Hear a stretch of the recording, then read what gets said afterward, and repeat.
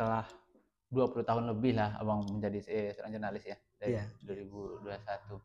Nah, bagaimana menurut Abang cara menjadi jurnalis berkelas di daerah ini seperti apa? Dan ini memang yang harus banyak kita pahami ya. Hmm. Kalau kita berjalan bawa kendaraan kan harus ada SIM.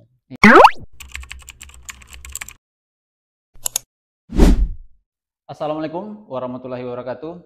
Saya Muhammad Untung. Inilah inspirasi berkelas di daerah. Baik teman-teman semuanya, kali ini saya bersama dengan Bang Desriandi Chandra yang merupakan senior saya dan juga ketua di organisasi yang saya tekuni, yakni ketua dari Persatuan Wartawan Indonesia atau PWI Kabupaten Kuantan Sengingi. Beliau juga merupakan Kabiro ya. Ya. Kabiro Riau Post Group di Kabupaten Kuantan Sengingi. Beliau juga pernah meraih juara 1 lomba karya tulis jurnalistik di tingkat provinsi Riau. Nah, baik teman-teman, mari kita simak seperti apa cara menjadi jurnalis berkelas di daerah. Halo Andi, apa kabar Bang? Alhamdulillah baik. Bang, ya. Sebelum kita masuk ke dagingnya, cara menjadi wartawan berkelas atau jurnalis berkelas di daerah, saya minta Abang jelaskan dulu siapa Abang Desriandi Chandra ini, seperti apa perjalanannya hingga sampai ke titik ini. Ya, makasih Dinda Untung. Ini saya harus memulai dari mana ini ya? Sebelum saya mencoba memaparkan sedikit, saya mengutip sebuah kalimat lah ya. Kita ini terlahir di bumi yang sama. Iya, iya. Tetapi takdirnya berbeda-beda. Iya. Nah, memang tak pernah terbayangkan dan terpikirkan kalau saya menggeluti profesi jurnalistik ini. Sebelumnya belum nggak dicita-citakan ya Bang? Tidak pernah dicita-citakan. Tapi itulah perjalanan takdir. Perjalanan, iya, iya. Nah, saya dulu kuliah di Universitas Riau di Visipol, jurusan hubungan internasional. Hubungan internasional ya? Iya, angkatan 96. Memang setelah tamat menyelesaikan studi S1 itu, semua orang tentu ingin mendapatkan pekerjaan yang baik. Iya. Yang baik itu tergantung persepsi masing-masing. Begitu juga dengan saya, begitu selesai tamat lalu menyiapkan berkas lamaran kemana-mana gitu, kemana-mana. Dan alhamdulillah termasuk ke Riau Pos yang waktu itu membuka rekrutmen wartawan atau jurnalistik pada tahun 2001. Awal. Belum sekolah lagi saya tuh Bang. Kalau nggak salah itu mungkin sekitar bulan April, bulan Maret nggak salah. Karena memang setelah diterima administrasi, kami diuji kemampuan. Banyak sih uji kelayakan yang dilakukan Riau Pos waktu itu pada kami yang melamar pekerjaan, melamar jadi jurnalistik. ada uji kemampuan bahasa Indonesia, bahasa Inggris. Oh, berarti ya, tahapnya nggak semudah sekarang untuk jadi jurnalistik. Waktu zaman memang itu harus ujinya serius, memang serius. Iya. Kalau sekarang kan bisa ya, gampang aja. Gampang aja. Ya. Jadi diuji melewati itu, lalu kami dilepas maksudnya ditugaskan dalam jangka waktu tertentu sekitar 2 bulan. Oh, turun 2 bulan ya? Ya, dilepas, dikasih tor sama koordinator liputan ya. Anda kesini, coba siapkan dan wawancara mereka. Iya. Yang diminta sesuai dengan tor. Nah, setelah 2 bulan dilakukan evaluasi sama manajemen Riau Pos, terutama pemimpin redaksi. Ketika itu digawangi oleh almarhum Bang Sopen Samsir ya. Saya masuk waktu itu Pak Sopen Samsir pemimpin redaksi Riau Pos. Nah, setelah dinilai cakep, lalu kami lettingan saya itu ada lumayan banyak juga masuk di Riau Pos itu, ada sekitar 20 lebih mungkin, enggak salah. Saya ditugaskan ke daerah Tembilan. Oh, Indragiri Hilir ya? Indragiri Hilir. Persisnya September 2001 itu. Nah, ketika itu mendengar Tembilan Indragiri Hilir itu banyak sih kawan-kawan yang agak gregetan. Kenapa? Karena ketika itu ada kejadian di sana, Mapolres Inhil dibakar gitu. Ada bentrok antar kawan-kawan suku di sana. Nggak ada yang mau ditugaskan ke sana, walaupun waktu itu ada angkatan saya yang asal sana, asal Tembilan. Tapi saya siap ditugaskan ke Tembilan tanpa punya sanak saudara. Oh, memang seorang diri kita ya. Dan memang belum pernah ke sana gitu. Nggak tahu apa jalan apa semacam kantor-kantor di sana, nggak tahu juga ya, Bang ya. Nggak tahu juga. Jadi saya berangkat dari Pekanbaru naik travel Pekanbaru singgah ke Rengat, nyambung dari Rengat naik lagi minibus travel baru ke Tembilan, lumayan jauh juga kan, 7 jaman. Sampai sana itu sore. Nah, pas sampai sana itu saya naik becak mau cari kos-kosan. Waktu itu masih lajang ya, Bang? Masih lajang, belum nikah. Jadi pas nyampai di sana itu ini makin seru aja di Tembilan gitu. Pas naik becak sekitar jam 6-an nggak salah, saya masih ingat. Ada di persimpangan jalan kota Tembilan, saya lupa nama jalannya, tapi pusat ibu kota. Baru saja kelahi dan ada korban jiwa pas di depan becak saya. Depan becak waktu itu ya. Iya Bang, tunggu dulu Bang. Itu yang membuat Abang jadi wartawan daerah sana aja, orang daerah sana aja nggak berani jadi wartawan situ. Apa yang membuat Abang berani ke situ itu? Atau karena sudah semangat kali nih jadi wartawan, sudah pelatihan nih waktu di Pekanbaru gitu kan? Nah, apa nih Bang? Nah, ini pertama tentu tugas dari pemimpin redaksi bahwa di sana kita di Riau Pos itu kekurangan reporter lah ya, reporter. Jadi memang pasca kejadian itu banyak kawan-kawan jurnalistik yang agak tanda kutip ya, agak takut bertugas di sana. Tapi saya coba memberanikan diri dan bismillah saya mulai. Waktu itu Pak Bupatinya Pak Rusli Zainal. Saya terus jalankan tugas profesi, alhamdulillah berkat lindungan Allah semua lancar-lancar aja. Nah, waktu itu memang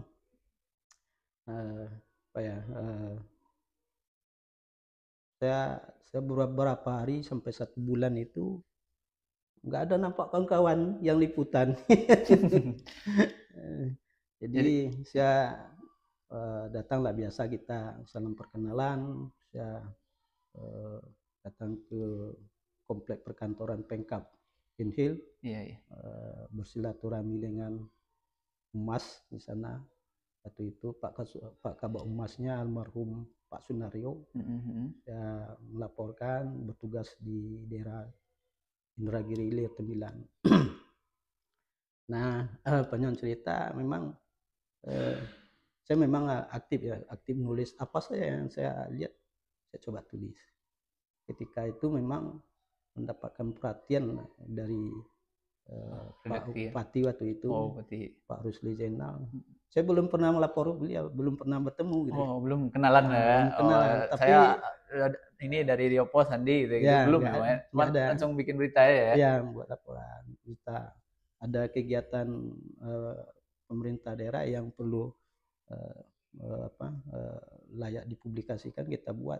Ternyata beliau memperhatikan Riau Pos yang waktu itu ada alamannya Indragiri Hilir dengan beberapa gabungan dengan beberapa daerah. saya dipanggil setelah 3 bulan di sana, saya dipanggil beliau, Pak Pati Rusdi Zainal. Nah, ceritanya kok nggak lapor-lapor gitu. Iya. Di situ mulai akrab lah ya. Ya, nggak lapor-lapor. Ya memang kita tentu sebagai sebagai jurnalis kawan-kawan berbahasa-basi lah dengan dengan pemerintah daerah, dengan pejabat yang bertugas sana, silaturahmi supaya saling kenal kan. Memang di Tembilan itu selain tugas pertama juga tugas pertama sebagai jurnalis itu memang tugas wilayah pertama yang saya tempati di sana. Nggak ada kawan, nggak ada sanak saudara. Memang pergaulan itu menjaga hubungan baik dengan kawan-kawan itulah, dengan mitra itu yang perlu kita lakukan gitu. Sampai tahun berapa tuh di Indragiri? Saya bertugas sana sampai Oktober 2003 awal, karena pertengahan Oktober 2003 itu saya diperintahkan tugas ke Kuantan Singingi oleh pemimpin redaksi. Gitu. Itu awal cerita Bang jadi jurnalis ya sampai saat ini ya. Bang, saya pernah mendengar nih, itu langsung dari jurnalis nasional yaitu Najwa Shihab. Dia mengatakan begini, menjadi jurnalis itu yang paling susah itu di daerah. Kalau menurut Abang bagaimana? Ya, sebenarnya sama aja sih di kota ataupun di daerah, tapi tantangannya tuh beda-beda menurut saya. Di ibu kota tantangannya beda pula, di daerah itu tantangannya berbeda pula. Maksudnya tuh di daerah itu sebenarnya lebih kompleks ya, lebih kompleks. Maksudnya kita itu harus pandailah menjaga hubungan dengan semua orang, baik itu dengan pemerintah daerahnya maupun dengan kelompok-kelompok masyarakat yang ada di daerah itu. Nah memang kan di daerah ini banyak banyak suku bangsa, jadi dengan karakter yang berbeda-beda. Jadi kalau tulisan kita, laporan kita, berita yang kita buat itu tidak akomodatif, ini kan bisa memicu hal yang tidak bagus kan. Jadi memang kita harus pandai membawakan profesi kita gitu, supaya memang tidak ada yang tersakiti gitu. Walaupun kita kritis, tapi mereka tidak merasa dikritisi. Bagaimana itu yang perlu kita pelajari gitu, perlu kita bawa gitu, sehingga hubungan kita dengan semua kalangan itu baik-baik saja. Nah Bang, setelah 20 tahun lebih lah Abang menjadi seorang jurnalis ya, dari 2021. Nah bagaimana menurut Abang cara menjadi jurnalis berkelas di daerah ini seperti apa? Karena kadang kan banyak kawan-kawan tuh yang hanya stuck di situ-situ aja gitu. Ya ini memang yang harus banyak kita pahami ya. Kalau kita berjalan bawa kendaraan kan harus ada SIM kan? Iya. Beda kan kalau kendaraan itu ada SIM A, SIM B, SIM C dan lain-lain kan. Nah begitu juga dengan dengan profesi kita ini, jurnalis. Apa SIM kita? Kode etik dong. Kode etik jurnalistik gitu. Nanti diperkuat dengan UKW. Mereka yang sudah cakap memang harus UKW, karena itu memang SIM kita gitu. Gitu. Tapi yang lebih banyak yang harus dipahami itu adalah kawan-kawan harus memahami kode etik jurnalistik sesuai dengan pasal 7 ya, pasal 7 ayat 1 kalau nggak salah, kode etik jurnalistik di Undang-Undang Pers nomor 40 itu jelas dijelaskan, ada 11 poin kan. Nah, gitu ada 11 poin. Ini terkadang banyak yang masih lupa kan. menantam kromo sana sini, konfirmasinya tidak ada, tidak berimbang, ada nampak berita yang cenderung terkesan apa ya tendensius, itu dilarang loh, dilarang dalam kode etik jurnalistik. Wartawan Indonesia itu harus mencari, mendapatkan informasi data itu harus akurat, harus diuji. Benar nggak data dan informasi yang didapat itu sesuai dengan fakta di lapangan? Itulah data dan informasi harus diuji. Nah, kita pun harus independen. Dalam pemberitaan pun tidak boleh bersikap tendensius, bertujuan tidak baik atau bertikad tidak buruk gitu. Itu dilarang gitu. Nah, kalau ini diterapkan, dipahami, saya rasa aman-aman aja kita, tidak ada yang tersakiti. Bang, kalau di daerah ini pengalaman saya ya, saya pernah merasakan bahwasanya susah menembus narasumber-narasumber yang ini adalah sebagian narasumber itu susah ditembus, maksudnya susah diwawancara. Nah, seperti apa cara abang untuk menembus narasumber biar berita abang tuh sampai gitu? Iya, ini memang saya rasa penting juga untuk dipahami kawan-kawan. Orang atau narasumber tidak mungkin dipaksakan gitu untuk ngomongnya. Pak, saya dari ini, lalu baru datang main dorong todong-todong aja kan, tidak mungkin. Makanya memang hal yang perlu dilakukan pertama itu harus kenal, harus saling kenal gitu. Nah, orang kalau sudah kenal dengan kita, karya tulis kita baik, bagus, saya rasa tidak ada narasumber yang menolak kita gitu. Wartawan ini punya tulisan bagus, wartawan ini sudah lama saya kenal, wartawan ini attitude-nya, sikapnya baik lah. Saya rasa kalau itu diterapkan tidak akan ada narasumber yang menolak. Nah, saya contohkan kembali ke Pak Rusli Zainal, itu memang dia tokoh pertama yang saya kenal sebagai pejabat daerah yang fleksibel, yang ramah dan baik komunikasi. Nah, ketika saya bertugas di sini di Kuansing, beliau sudah jadi gubernur Riau. Di 2003 itu ada pemilihan gubernur Riau. Lalu kebetulan di 2007 saya nggak salah, Kuansing ini jadi tuan rumah BBGRM Provinsi Riau. Beliau hadir langsung. BBGRM ini bulan bakti gotong royong masyarakat itu. Nah, beliau hadir, ketemu saya pas memang liputan kegiatan, beliau ketemu, Dik, kau di sini? Nah, gitu kata Pak Gubernur. Pak Bupati waktu itu Pak Haji Sukarmis terkejut. Abang Pak Gub, di mana kenalan? Dia ikut saya dulu, dia tugas di Temilan. Saya titip Andi ya, titip maksudnya itu dia wartawan yang pernah bertugas dan cukup dipercaya gitu. Nah, itu artinya apa? Walaupun kita sudah jarang bertemu, kalau kita punya hubungan baik selama ini dengan narasumber, dia akan tetap ingat dengan kita. Seperti itu. Dan tak akan sulit kita berkomunikasi.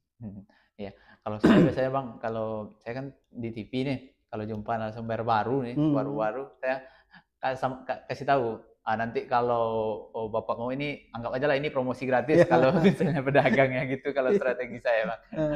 Jadi saya kasih gimana caranya, manfaatnya kalau dia ngomong, misal kalau dia pejabat, apa manfaatnya bagi dia gitu. Itu kalau saya sih.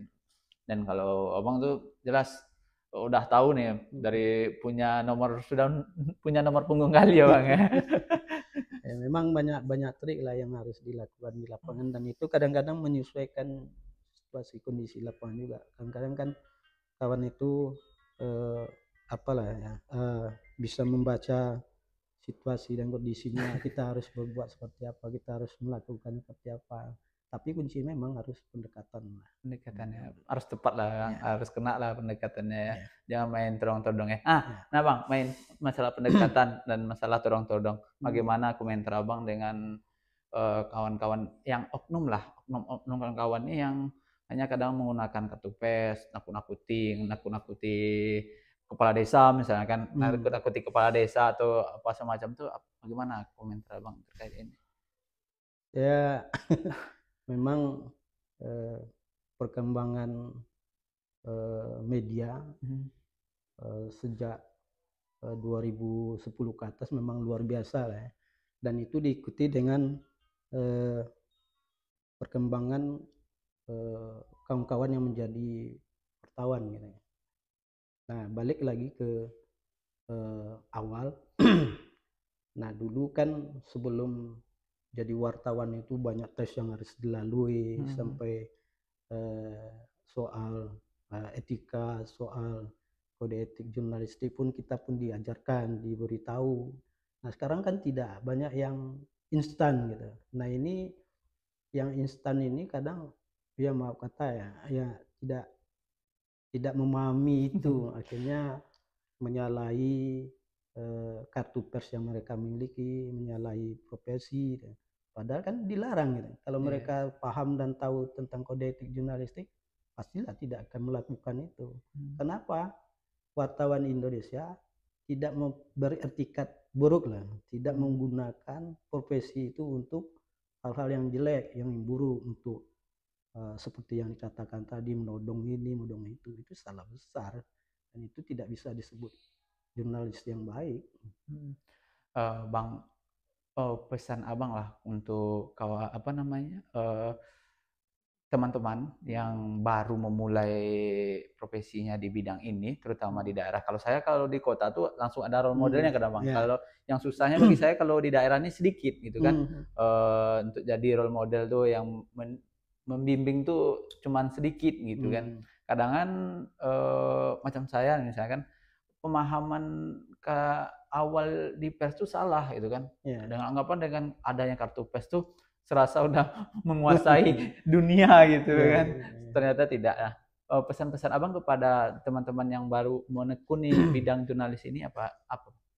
Ya, pertama tentu dengan perkembangan sekarang, dengan banyaknya kawan-kawan yang menjadi wartawan, menggeluti profesi jurnalistik ini, tentu suatu hal yang positif sebenarnya, bahwa banyak orang yang sekarang ingin menjadi wartawan. Tetapi yang harus diingat sekali lagi, bahwa kita sebagai wartawan jurnalistik dan punya kartu pers itu bukan untuk hal-hal yang buruk gitu. Tugas wartawan mencari informasi yang akurat, menyiarkan berita yang benar, hoak, tidak hoak gitu. Nah, kalau hal seperti itu dilakukan, tentulah tidak baik, dan ini bisa mencemarkan profesi jurnalistik yang merupakan profesi yang baik sekali. Nah, kembali ke tadi, saya berharap kawan-kawan yang baru menggeluti jurnalistik bisalah meningkatkan kompetensinya, belajar baik secara face to face dengan kawan-kawan yang lebih senior, ataupun ikut bimbingan yang dilakukan oleh organisasi kewartawanan seperti PWI. Kalau di PWI itu kan ada namanya uji kompetensi wartawan sebelum masuk ya. Nah, ini manfaatnya apa? Manfaatnya supaya kita dapat ilmu yang baru, paham dengan hal-hal tentang kode perilaku wartawan, kode etik jurnalistik. Nah, itu yang dari awal kami berharap kawan-kawan yang anak-anak muda yang sekarang menggeluti itu cobalah meningkatkan kompetensinya, menambah pengetahuannya. Kemanfaatan profesi wartawan itu bisa terjaga kalau mereka mau menambah ilmu seperti itu. Tidak. Ini pertanyaannya lumayan ini nih Bang. Bagaimana tanggapan Abang kita pergi liputan nih, misalnya liputannya jauh, liputannya semacam promosi lah, sambil promosi gitu kan, apakah itu pertanian atau segala macam gitu kan. Di dalam kode etik itu kan kita tidak boleh menerima uang atau amplop. Ya. Bagaimana kalau hal itu narasumber itu misalnya mengasih cuman hanya untuk uang minyak dengan catatan itu tuh tidak merubah isi berita kita itu. Bagaimana tanggapan abang terkait ini hal macam ini? Memang, tapi balik lagi saya harus berpedoman dengan kode etik ya. Memang yang dilarang salah satu poinnya itu wartawan Indonesia itu tidak menerima suap. Suap ya, bukan kalau ada narasumber menyampaikan ucapan terima kasih itu lain hal. Yang penting kita tidak menerima suap, tidak pernah meminta-minta pada narasumber. Di apa ya? Kalau secara personal memberikan bantuan ke wartawan dengan tidak ada maksud dan tujuan tertentu, saya kira sah-sah saja. Kita memang sekali lagi kalau bisa tidak melakukan itu, tidak menerima menolak ya dari narasumber. Nah itu untuk supaya menjaga independensi kita. Tetapi tak ada pula pepatah yang bilang tak ada pula doa menolak rezeki. Iya, itulah Bang. Tapi dengan catatan sekali lagi tidak pernah melakukan hal-hal buruk, disuap untuk mentiadakan suatu berita atau suatu fakta yang benar-benar terjadi. Ini ada fakta kejadian loh. Ini seperti ini, jangan dinda ini, jangan sampai itu terjadi. Tetaplah mengkritisi dengan alur dan etika yang benar dengan santun, seperti itu. Ya, mungkin itu dulu Bang. Terima kasih atas waktunya. Terima kasih banyak atas ilmunya. Mudah-mudahan ini bermanfaat kepada saya dan bermanfaat juga kepada teman-teman yang ingin menekuni dunia jurnalistik ini ke depannya Bang. Semoga membantu. Oke, terima kasih Bang Dinda Untung. Terima kasih. Assalamualaikum. Waalaikumsalam.